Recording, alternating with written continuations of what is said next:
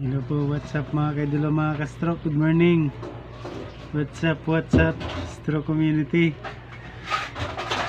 Gusto ko lang sanang ipakita yung yung recovery ng kamay ko is ganun pa rin, di pa rin talaga siya di pa rin siya ma-open.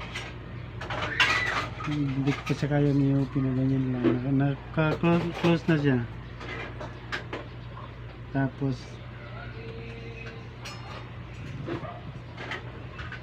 nanginginig pa.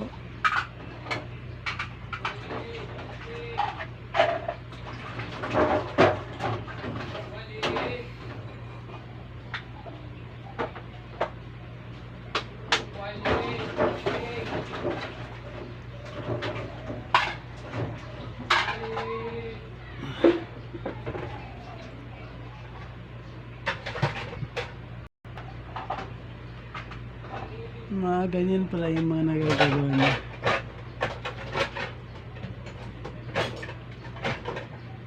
Hindi pa siya ganong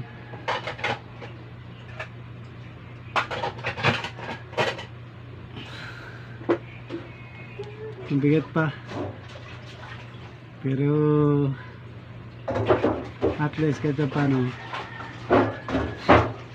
medyo kaya na siyang kontrolin. Mabigat pa, pero mabigat pa.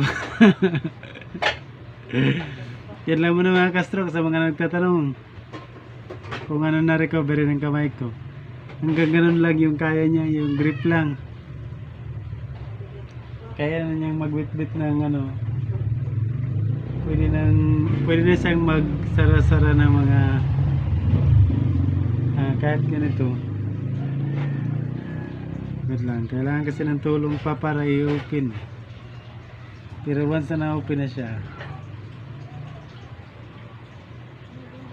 halimbawa ito, sarado, pwede ko na siyang hawakan para i-open. Ganyan.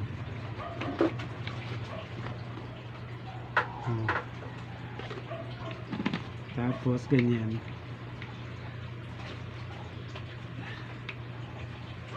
Pwede na siya sa mga kaya lang niyang hawakan.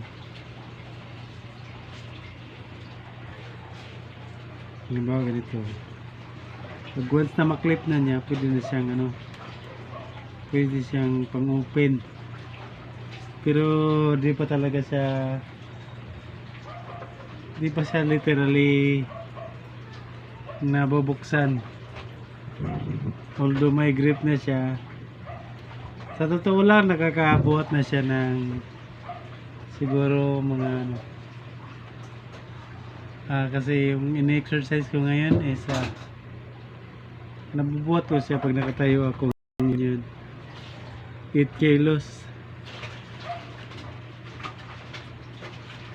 Tapos siyempre pag nakaupo iba ang pwersa niya, hindi katulad sa hindi katulad pag normal.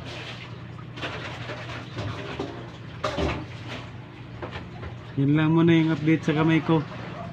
Kaya wala pa ganong recovery, pero still hoping at patuloy na naniwala na kaya ko dahil mayroon akong pinagkukuha ng lakas at yun ay nanasa sa taas.